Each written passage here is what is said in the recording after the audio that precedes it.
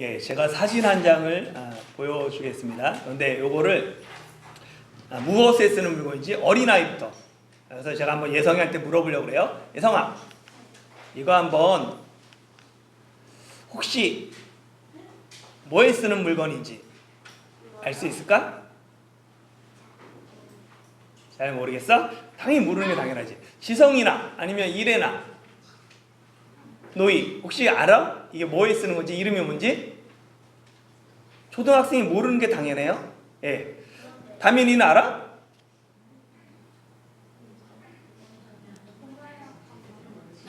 도마랑 방망이. 상상력이 중요해요. 아이들은. 중학생 현민이, 소율이도 있네. 소율이도 모르지? 알면 이상한 거야. 상자. 그래. 현민아, 너는 모르겠지? 중학생도 몰라요? 고등학생. 아윤아, 당연히 고등학생 몰라요? 알면 이상한 거예요? 청년이 예, 행진자매 알아요? 네? 빛은 맞아요. 이 참빛은 뭐냐면 빛살이 아주 가늘고 촘촘한 빛, 진짜 빛이다, 참빛이라고 얘기해요. 어렸을 때 참빛을 사용한 경험이 있는 분들 되게 좋은 추억보다는 나쁜 기억이 생각나요. 왜냐하면 참빛은 원래 이 기름을 머릿결에 바르는 데 사용하거나 아니면 머리카락에 있는 때나 이물질, 비듬 같은 것을 이렇게 제거하는 데 사용됐어요. 그런데 저 어렸을 때만 해도 참빛의 용도는 주로 엉킨 머리를 곱게 빗는 게 아니라 뭐 하는 데 사용했어요? 머리카락에 붙은 이 알인 석회를 잡는데, 떨어뜨리는데 사용되었습니다. 당시 위생의 개념이 없었고 뜨거운 물이 귀하다 보니까 뜨거운 물에 잘 머리 감지 못했어요. 그로 인해서 머리카락에 이가 기생해서 많은 알을 낳았죠. 그게 석회예요. 집집마다 참빛 하나씩은 당연히 구비하고 있었습니다. 그래서 이 참빛으로 빗살이 촘촘하고 얇으니까 그것으로 머리를 빗으면 이가 두두둑 하고 떨어졌어요. 그러면 그 떨어진 이를 어떻게 해요? 어떻게 죽여요? 손톱으로 톡 하면 피를 톡 터지면서 죽였어요.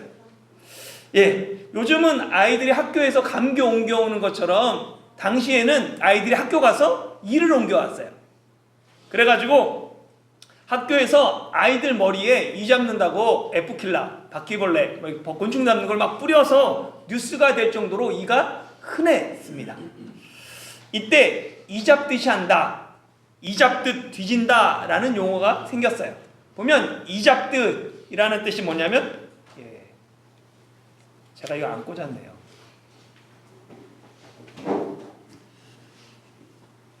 보면 이 잡듯이라는 뜻이 샅샅이 뒤져서 찾는 모양을 비유적으로 이루는 말. 그래서 이때 이 잡듯이 한다 라는 용어, 새로운 용어가 생겼습니다.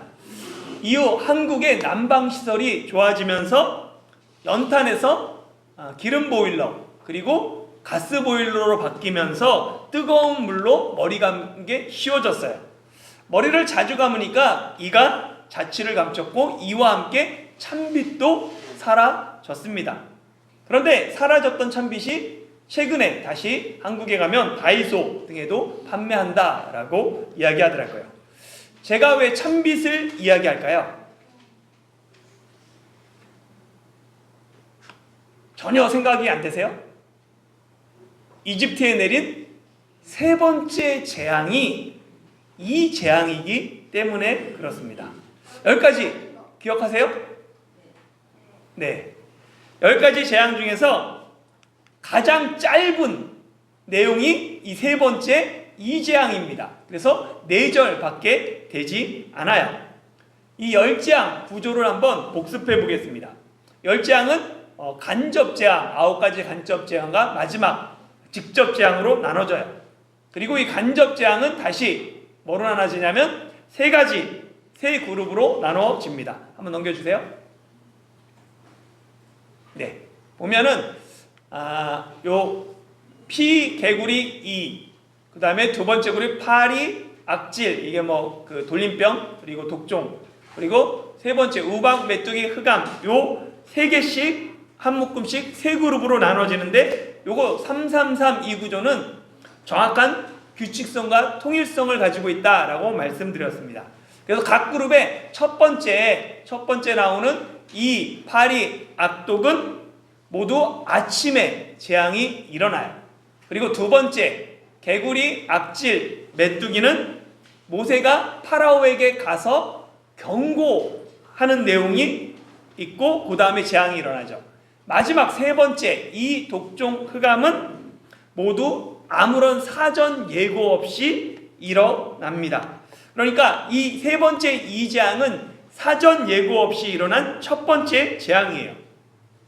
파라오는 모세에게 개구리가 사라지면, 두 번째 재앙 때 개구리가 사라지면 이스라엘 자손을 보내겠다라고 약속했습니다. 그때 모세가 파라오에게 그러면 언제 개구리가 사라지게 할 것인가 라고 했을 때 파라오가 내일이라고 대답했죠. 파라오의 말대로 그날이 되었을 때 개구리가 사라졌어요. 그런데 숨을 쉴 수 있게 된 파라오가 언제 그랬냐는 듯이 약속을 지키지 않습니다. 마음이 변해버려요. 그러니까 파라오가 약속을 지키지 않으니까 바로 개구리 재앙에 이어서 세 번째 이 재앙이 아무런 예고 없이 시작됩니다. 이 재앙은 아론이 지팡이를 들어 땅에 티끌을 치는 것으로 시작해요. 땅에 티끌을 치니까 땅의 티끌이 다 이가 되어서는 사람과 가축에게 붙었습니다. 이 18절에 보면 이의 각주가 달려 있어요. 그 각주에 뭐라고 달려 있냐면 이하고 각다기 종류로 볼 수 있음. 예, 혹시 각다기가 뭔지 아시는 분 계신가요? 모르는 게 당연합니다. 이 각다기 제가 그래서 국어사전에서 살펴봤어요. 두 가지로 정의하는데요. 첫 번째는 각다기과의 곤충을 통틀어 이르는 말, 모양은 모기와 비슷하지만 크기가 더 크다. 두 번째는 남의 것을 뜯어먹는 사람을 비유적으로 이르는 말을 각다기라고 이야기합니다. 아는구나. 곤충 잘 알아서 그래. 그 한글 성경에 이로 번역한 이 히브리어 딘님은 과연 무엇인가 여러 가지 다양한 견해가 있어요. 이라고도 하고 이 각다기라고도 하고 빈대, 그리고 모기, 진드기 등으로 사람들이 해석합니다. 이 제가 말한 이 곤충들, 이 각다기, 빈대, 진드기, 모기, 공통점이 한 가지 있어요. 공통점이 뭐예요? 다른 동물에 기생하면서 피 빨아먹고 사는 곤충들이에요. 이 땅의 먼지가 다 이가 되어 사람들과 짐승들에게 기생해서 피를 빨아먹는 거예요. 그러니까 사람이고 짐승이고 그 괴로움이 심했습니다.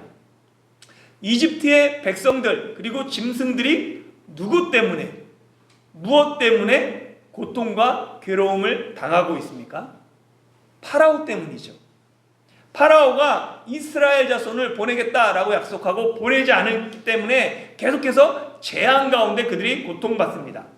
파라오 한 사람의 완악함 때문에 그의 백성과 짐승들이 고통을 당하는 것입니다.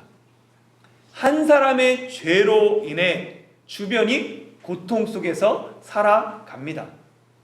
내 죄로 인해 내 가족이 고통받고 내 직장과 교회가 어려움을 당한다라고 생각하면 우리는 쉽게 죄를 지을 수 없습니다.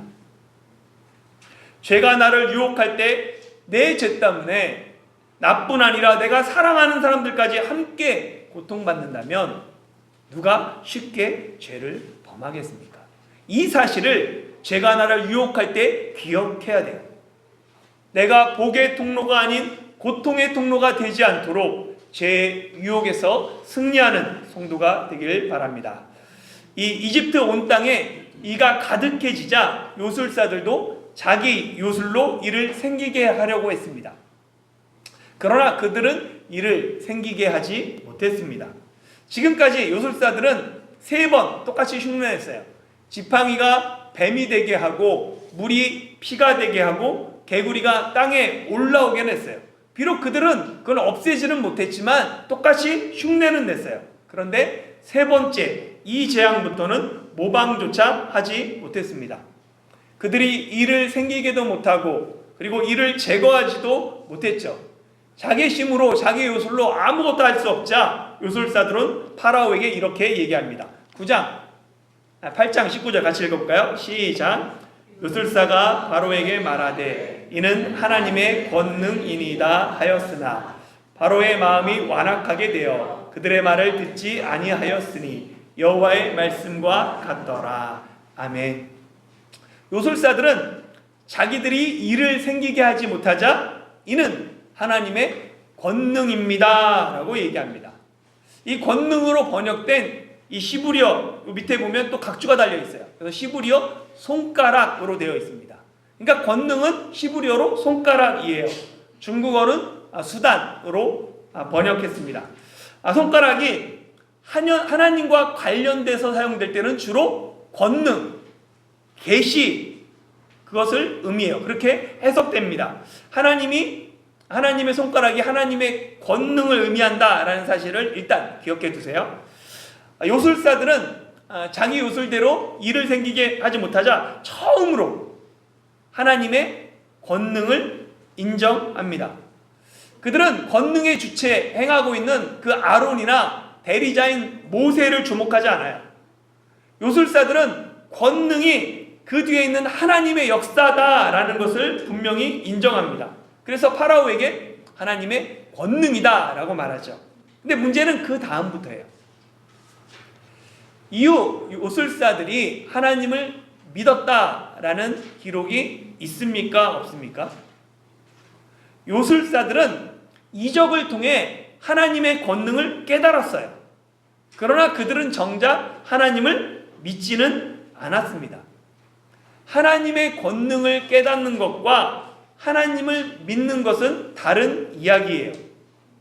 하나님을 인정하는 것과 하나님을 믿고 따르는 것은 다릅니다. 우리가 무엇을 안다고 할 때 두 가지 의미가 있어요. 하나는 지식적인 의미고 하나는 인격적인 경험적인 의미입니다. 마태복음 24장 32절에 보면 무화과 나무의 비유를 배우라. 그 가지가 연하여 지고 잎사귀를 내면 여름이 가까운 줄을 아나니. 여기서 안다라고 얘기하죠. 우리가 봄이 되면 새싹이 돋아나는 걸 보고 봄이 됐구나라는 걸 알아요. 낙엽이 떨어지는 걸 보고 그 다음에 물드는 걸 보면 가을이구나 겨울이구나 아는 거죠. 이때의 알은 오랜 경험을 통해서 알 수도 있지만 경험 이전의 지식을 통해서 알 수 있어요. 지식적인 암과 달리 인격적인 암은 내가 경험해보고 아는 거예요. 보면 시편 34편 8절에 보면 너희는 여호와의 선하심을 맛보아 알지어다. 그에게 피하는 자는 복이 있도다. 여호와의 선하심을 맛보아 아는 것, 내가 체험하고 경험해서 아는 것을 말합니다. 여호와의 선하심을 경험한 사람은 이 말씀이 하나님의 말씀으로 다가와요. 정말로 여호와는 선하시기 때문에 내가 주님에게 피하는 자가 복이 있지라는 것을 경험해보고 아는 거예요. 그러나 실제 여호와의 선하심을 경험해보지 못한 사람은, 여호와가 선하시다는 것을 지식으로만 아는 사람은 이 말씀을 읽을 때 감동이 없어요. 그저 그런 거예요. 하나님 그러신 분이지 하고 그저 그런 말씀이 됩니다. 안다라는 건 그런 게 아니에요. 안다에 해당하는 히브리어 야다가 맨 처음에 성경에 쓰였을 때 창세기 4장 1절에 사용되었습니다. 보면 아담이 그의 아내 하와와 동침하매 하와가 임신하여 가인을 낳고 이르되 내가 여호와로 말미암아 등남하였다 하니라. 여기에 그러니까 야다라는 단어가, 안다라는 단어가 보입니까? 안 보이죠? 근데 보면 동침하매라고 밑에 각주가 달려 있어요. 뭐라고 달려있냐면 히브리어 알게 되매라고 되어 있습니다. 그러니까 히브리어 안다라는 건 피상적인 삶이 아니라 남편과 아내가 하나 되는 삶을 의미해요. 이는 신약 성경도 마찬가지입니다. 안다에 해당하는 헬라어, 신약 성경에 헬라어로 기록됐으니까 헬라어는 기노스코예요. 기노스코가 맨 처음에 기록된 곳이 마태복음 1장 25절입니다. 아들을 낳기까지 동침하지 아니하더니 낳음에 이름을 예수라 하니라. 여기 동침하다라는 단어가 신약에 알다라는 기노스코입니다. 그러니까 구약과 마찬가지로 신약에서도 안다는 것은 남편과 아내가 동침하는 것 같은 깊이 있는 알민 거예요.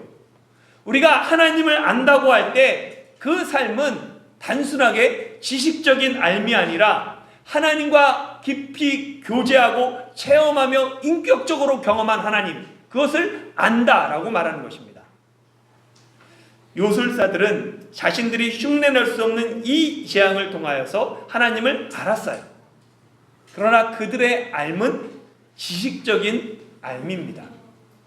그들은 하나님의 권능은 인정했지만 하나님을 인격적으로 영접하지는 않았습니다. 그들은 하나님의 권능은 깨달았지만 그 깨달음이 영혼의 구원으로 이어지지는 못했어요. 지식에 머무는 알은 삶을 변화시키지 못합니다. 그 결과 그들은 구원의 기회를 놓쳐버리고 말았습니다. 오늘날에도 예수님은 믿지 않지만 성경은 많이 알고 있는 사람들이 있어요. 어떤 분은 기독교인들보다 성경을 더 많이 알아서 예수님에 대해서 강의도 하죠. 그러나 그들의 지식이 그들을 구원하지는 못합니다. 또 어떤 분들은 하나님이 병 고치는 능력이 있다는 것을 인정해요. 불치병에 걸리면 안 믿는 의사가 교회 가보라고, 하나님 믿어보라고 권면하기도 하죠. 그러나 그 사람이 하나님의 능력을 인정했다고 그들이 구원받는 것 아니에요. 그들이 하나님을 구주로 믿지 않으면, 영접하고 고백하고 믿지 않으면 구원받지 못합니다. 이 진리는 교회 밖에만 적용되는 말이 아니에요. 교회 안에서도 여전히 이집트의 요술사들과 같은 사람들이 있습니다. 매주 설교를 듣고 어렸을 때부터 교회를 다녀서 성경 지식은 많이 알아요. 그러나 하나님을 창조주로 믿지 못합니다. 예수님을 그리스도로 믿지 못해요. 그러면 그 사람은 여전히 구원받지 못한 사람입니다. 지적인 알미, 하나님을 아는데 도움이 될 수는 있습니다. 그러나 지식이 우리를 구원으로 인도하지는 못합니다. 성경의 하나님이 아닌, 다른 사람의 하나님, 부모님의 하나님이 아닌 나의 하나님, 그 하나님을 만나고 그 하나님을 인격적으로 경험하는 다해중 한국교회 성도 한 분 한 분이 되시기를 간절히 소망합니다. 지난 시간 우리는 출애굽의 이 10가지 재앙이 단순한 재앙이 아니라 하나님이 이집트인들이 섬기던 신을 심판한 사건이다 라는 것을 말씀드렸어요. 그것에 대해서 쭉 살펴봤죠. 세 번째 이 재앙도 마찬가지입니다. 나일강의 정기적인 범람은 농업이 발달되었고 풍부한 곡식이 있었고, 그로 말미암아 이집트인들은 흙, 땅을 생명과 풍요를 의미한다고 생각했어요. 흙은, 땅은 우리에게 생명을 주고 풍요로움을 줘. 그런데 하나님이 이집트인들이 생명처럼 여기는 그 땅의 티끌을 다 이가 되게 하셨어요. 그래서 흙이, 땅이 사람들에게 괴로움이 되게 하셨습니다. 그래서 이 세 번째 이 재앙은 이집트인들이 섬겼던 신, 땅의 신, 대지의 신, 흙의 신이라고 불리는 게부, 세부라고도 부르고 세비라고도 부르는 그 신에 대한 하나님의 심판입니다. 고대 이집트인들은 이 흙의 신, 게부의 허락과 보호가 있어야지 농사를 지을 수 있고 풍년을 얻는다라고 생각했고, 게부가 막 웃으면 지진이 땅에 일어난다라고 믿었습니다. 보면 요 바닥에 누워있는 요 남자가 게부예요. 그리고 여기에 보면 이렇게 떠받치고 있는 이게 하늘의 신 누트입니다. 그래서 옆에 보면 막 별들이 있는 거예요. 그리고 이 가운데 요 두 사이를 벌리고 있는 게 공기, 대기의 신 슈라고 말할 수 있죠. 그러니까 이 슈가 팔이 좀 힘들어서 떨어지면 별이 가까이 보이는 거예요. 그런 식으로 생각했습니다. 이 세 번째 재앙은 이 게부에 대한 심판이고, 네 번째 파리 재앙 역시 마찬가지예요. 지난 시간 이집트 곤충의 신 하트콕, 핫콕이라고 불리는 그 신에 대한 심판이다라고 말씀드렸습니다. 이집트인들은 하트콕이 각종 해충과 병충해로부터 자신들을 지켜준다라고 믿었어요. 그런데 하나님은 네 번째 재앙을 통해 이집트 온 땅에 파리떼가 가득하게 하심으로 이 하트콕이 거짓이다라는 것을 알려주셨습니다. 우리는 이 핫콕에 대해서 잘 몰라요. 그런데 이 핫콕의 다른 이름이 성경에 등장합니다. 열왕기하 1장 2절 같이 한번 읽어볼까요? 시작. 아시아가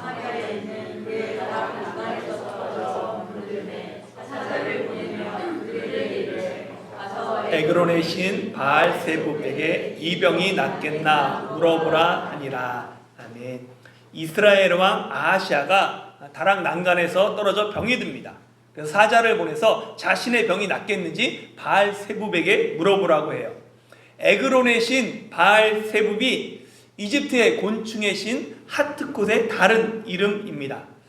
바알세붑은 원래 바알제붑이라는 이름이었고, 바알이라는 건 주인이라는 뜻이고, 제붑은 높은 곳, 하늘 이런 곳 뜻입니다. 그러니까 하늘의 주인이라는 뜻이에요. 그런데 이 바알제붑을 히브리인들은 약간 비하하는 뜻으로 파리의 주인, 파리의 왕이라고 바알세붑이라고 불렀습니다. 고대인들은 이 파리를 악령으로 생각하거나 최소한 사람에게 악령을 옮기는 존재라고 생각했어요. 왜냐하면 파리가 어디서 생겨요? 파리가 원래 뭐에서 파리로 변해요? 구더기에서 변합니다. 구더기가 주로 어디에 서식해요? 동물의 사체에서, 썩은 데서, 더러운 데서. 그러니까 파리가 거기다 알을 낳고 그게 부화해서 구더기가 되고 구더기가 번데게 됐다가 파리로 되는 거예요. 그러니까 이 사람들은 보니까 시체나 이런 데서 구더기가 있는데 그게 파리가 되는 거예요. 그래서 이거 악령이다, 악귀다라고 생각했던 거예요. 부패하고 더러운 곳에서 서식하고 혐오감을 불러오는 이 파리들을 부하로 거느리는 파리의 왕이 바알세붑입니다. 그러니까 북이스라엘의 왕이 바알세붑을 찾아서 자신의 병을 묻는 것은 이 바알세붑이 당시 그 가나안 땅의 치료의 신으로 알려졌기 때문입니다. 이집트의 하트콕이 가나안 땅에서 바알세붑이 되고 이스라엘의 왕실에까지 큰 영향력을 미쳤음을 알게 됩니다. 이후 신약 성경에 보면 복음서에서 이 바알세붑이 뭐로 등장해요? 바알세불로 등장합니다. 이 바알세불은 헬라어 이게 발음이에요. 누가복음 11장에 보면 예수님이 말 못하는 귀신을 쫓아내요. 그랬더니 사람들이 놀라면서 그 중에 일부가 뭐라고 얘기하냐면 예수님이 귀신의 왕 바알세불을 힘입어 귀신을 쫓아낸다 라고 비난합니다. 그러니까 파리의 왕 바알세붑이 예수님 시대에 와서는 귀신의 왕 바알세불이 됩니다. 예수님은 자신을 비난하는 사람들에게 내가 바알세불을 힘입어 귀신을 쫓아내는 것이면 사단의 나라가 어떻게 서겠느냐, 같이 싸울 수 있겠느냐 하면서 하나님의 손을 힘입어 귀신을 쫓아내는 것이다 라고 말씀하시죠. 여기에 손에 또 각주가 붙었어요. 뭐라고 붙었냐면 헬라어 손가락으로 되어 있습니다. 그러니까 정확하게 말하면 예수님이 말씀하신 건 내가 하나님의 손가락을 힘입어 귀신을 쫓아내는 것이다 라고 말하는 거예요. 손가락은 뭐를 의미한다고요? 권능을. 그러니까 예수님은 나는 바알세불이 아니라 하나님의 권능을 힘입어 귀신을 쫓아낸다 라고 말씀하셨죠. 그래서 이 하나님의 이 손가락을 마태복음은 하나님의 성령으로 기록하고 있습니다. 이집트에 내린 10가지 재앙은 모두 하나님의 손가락이 하신 일로 하나님의 성령께서 권능으로 이집트 신들을 심판한 영적 사건들입니다. 이집트를 보호하고 치유해 줄 것이라고 믿었던 곤충의 신 하트콕이 힘을 쓰지 못하고 도리어 재앙이 되었습니다. 그러자 드디어 파라오가 모세와 아론을 불러서는 처음으로 타협안을 제시합니다. 25절부터 27절 같이 읽어볼게요. 시작. 바로가 모세와 아론을 불러 이르되 너희는 가서 이 땅에서 너희 하나님께 제사를 드리라. 모세가 이르되 그리함은 부당하니이다. 우리가 우리 하나님 여호와께 제사를 드리는 것은 애굽 사람이 싫어하는 바인즉 우리가 만일 애굽 사람의 목전에서 제사를 드리면 그들이 그것을 미워하여 우리를 돌로 치지 아니하리이까. 우리가 사흘길쯤 광야로 들어가서 우리 하나님 여호와께 제사를 드리되 우리에게 명령하신 대로 하려 하나이다. 아멘. 파라오가 뭐라고 얘기하냐면 이 땅에서, 그러니까 자기 영역 안에서 이집트 땅에서 하나님께 제사하라 라고 제안합니다. 그런데 모세는 이 파라오의 제안을 단호하게 거절하죠. 그러면서 거절하는 이유로 두 가지를 듣습니다. 첫 번째는 뭐냐면 모세가 이집트 땅에서 짐승을 잡아 제사하는 것은 이스라엘 자손이 스스로 화를 자초하는 것이다 라고 말해요. 이집트인들이 신성시하는 황소나 염소나 양으로 이스라엘이 제사를 드리면, 그걸 불태워 드리고 희생제사를 드리면, 번제를 드리면 이집트인들이 우리를 돌로 칠 것이다 라는 이 모세의 말은 매우 합리적인 의심입니다. 모세의 말을 우리가 쉽게 이해할 수 있도록 우리 상황에 빗대어서 제가 설명하겠습니다. 그럼 금방 이해가 돼요. 현재 한국에는 무슬림, 그러니까 이슬람 교도가 약 26만 명이 있습니다. 그 중에 한국 무슬림은 6만 명이고 나머지 20만 명은 다 외국인들이에요. 그런데 외국인들이 시간이 오래 지나면서 수가 많아졌어요. 무슬림들이. 그래서 어느 날 자신들이 믿는 알라에게 서울 한복판에서 공개적으로 제사를 지내겠다고 하면 한국 사회에 어떤 일이 일어날까요?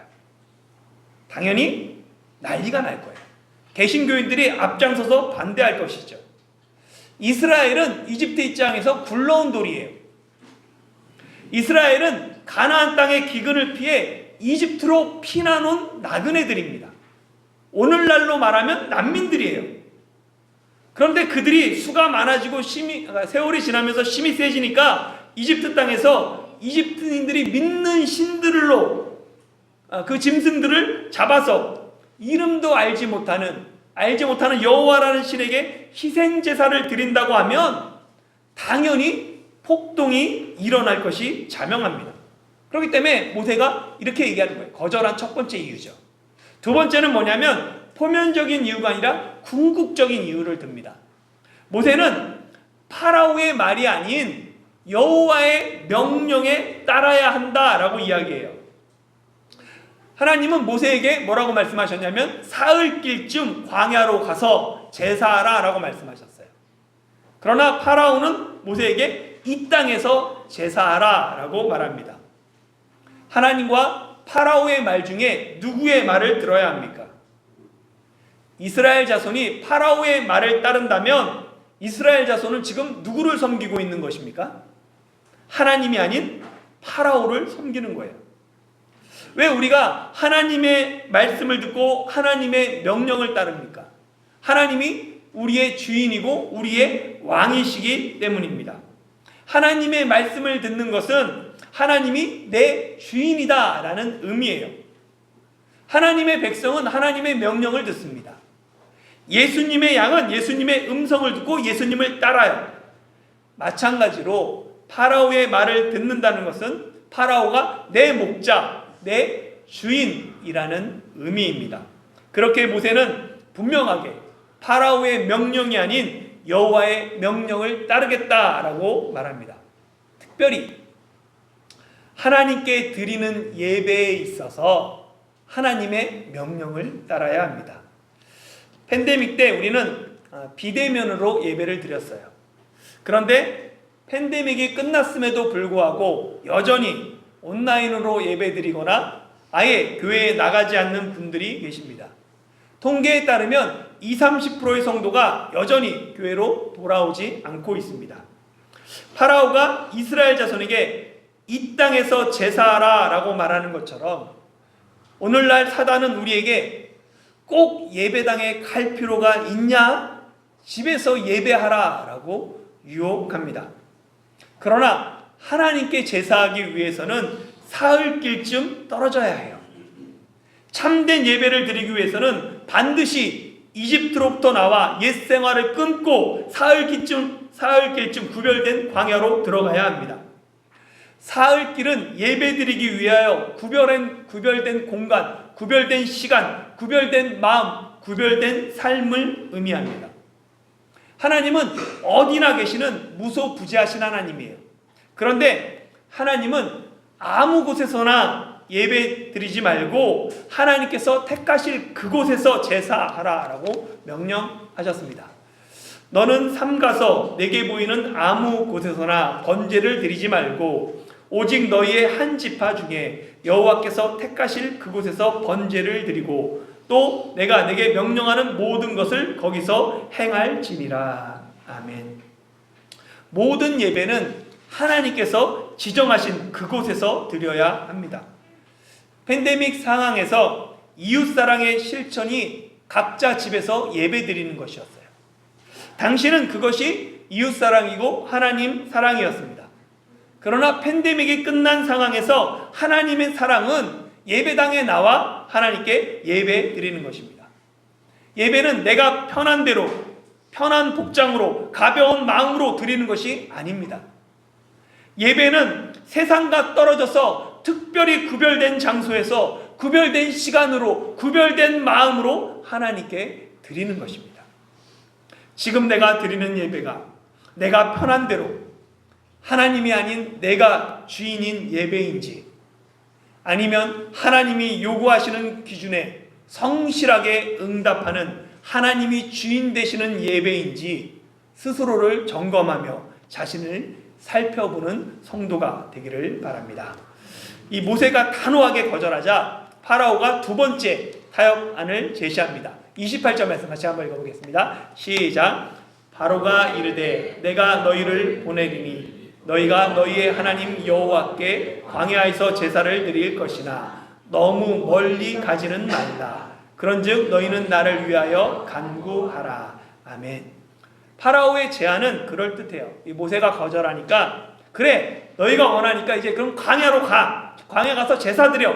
그런데 너무 멀리는 가지 마. 마귀는 지금도 파라오와 똑같이 속삭입니다. 네가 그렇게 원하면 교회 다녀도 돼. 그런데 너무 열심히는 하지 마. 신앙 가지는 거 좋아. 그렇지만 너무 거기에 빠지지는 마. 하나님께 예배는 드려도 너무 멀리 가지 말고 자기 영향력 아래 머물라는 이 파라오의 제안은 하나님과 세상에 발을 하나씩 들여놓고 편하지 않게, 티나지 않게 적당히 신앙생활 하라는 유혹입니다.